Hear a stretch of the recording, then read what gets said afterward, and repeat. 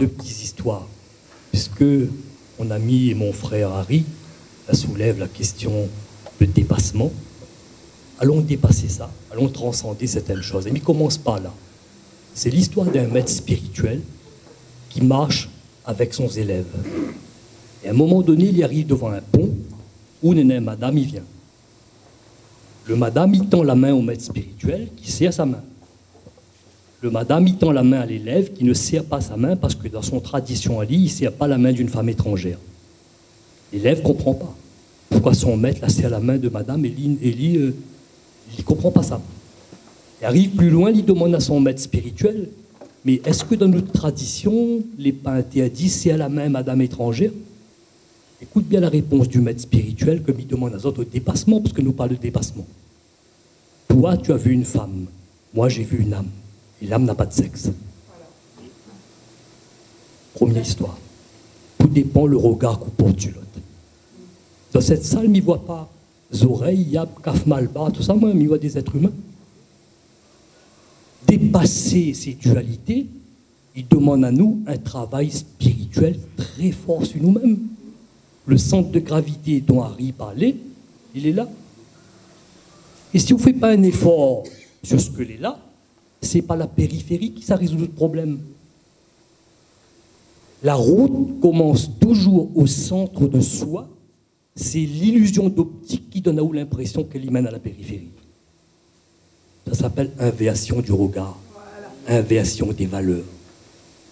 Donc si tout y commence par où, alors il raconte le deuxième histoire que m'a raconté quand le Parti communiste réunionnais l'a invité à la salle Candin dernièrement. Et m'y remercie encore Harry, c'est la même histoire que m'y s'est racontée. C'est l'histoire, d'abord m'y reformule l'histoire différemment. Quel est le lien, Néna, entre un papillon en Australie et une étoile de mer à La Réunion? Parce que chacun, ça ne peut pas marcher. À nous pense à nous d'abord, ça ne peut pas marcher. Parce que l'univers est holistique. Tout est connecté. On a des arbres qui étaient plantés à Madagascar, on prend le même semence ou place au Japon, les deux arbres sont connectés. Alors, m'explique à vous, c'est quoi le lien Néna entre un papillon en Australie et l'étoile de mer à La Réunion? Le battement d'ailes d'un papillon en Australie, il fait des cyclones dans l'océan Indien. Il faut comprendre ces mécanismes d'un petit battement d'ailes d'un papillon.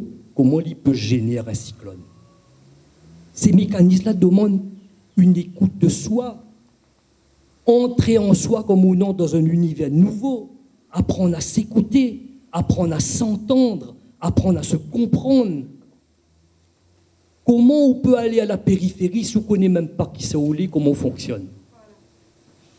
Ce petit papillon-là, c'est peut-être vous-même à l'intérieur de vous. Et on fait un cyclone dans l'océan Indien. Ce cyclone-là, il fait des vagues de 5-6 mètres et il projette des étoiles de mer à Saint-Gilles, sur la plage. Et là où un petit marama il passe, il y a une 50aine d'étoiles de mer. Il veut sauver maintenant. À chaque fois, il en jette une, il a 10 vient. Alors, il y a un bout qui voit lui, il a dit, mon enfant, ben, vous ne voyez pas ce que l'autre en fait, il est inutile. Et ben, il tient l'étoile de mer dans sa main, il dit, pour celle-ci, ça change tout. Et bien le celle-ci là, c'est la conférence d'Émile.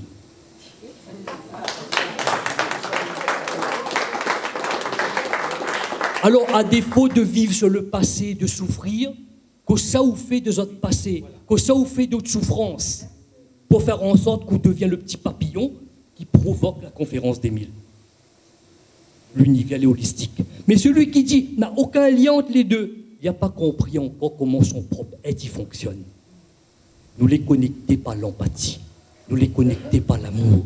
Il faut nous dépasser certains efforts, il faut nous faire des efforts sur nous-mêmes, parce que le plus grand djihad, dans les deux confessions musulmanes, djihad c'est la lutte contre soi-même. C'est pas la guerre sainte, c'est la lutte contre notre propre penchant. Le plus grand djihad de cette époque, c'est gagner son humanité. Merci.